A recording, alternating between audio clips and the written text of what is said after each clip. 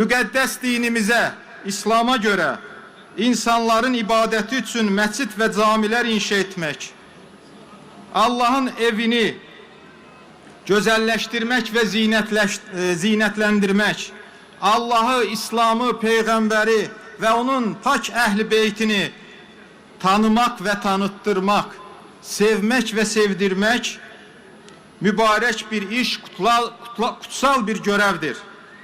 Bu görevi omuzlarında daşıyan, bu əzəmətli və möhtəşəm sənət əsərini ərsiyə gəlməsində əməyi olan bütün qardaşlarımıza sonsuz təşəkkürümü bildirirəm.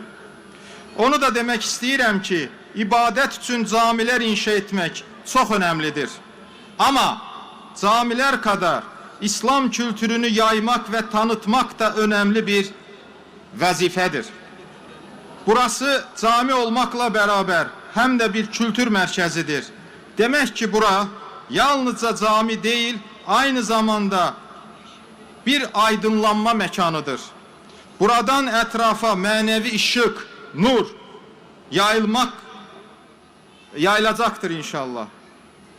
Değerli dostlar, Böyük Önder Gazi Mustafa Kemal Atatürk deyirdi ki, Azərbaycanın sevinci sevincimiz, kədəri kədərimizdir.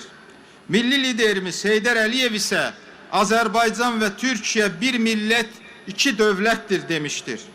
Bugün Azerbaycanla Türkiye'nin dostluğuna ve kardeşliğine benzer başka bir numune yoktur. Azerbaycan-Türkiye kardeşliği sarsılmaz ve ebedidir. Bu kardeşliği bütün alanlarda daha irəli götürmek bizim ümdə görevimizdir.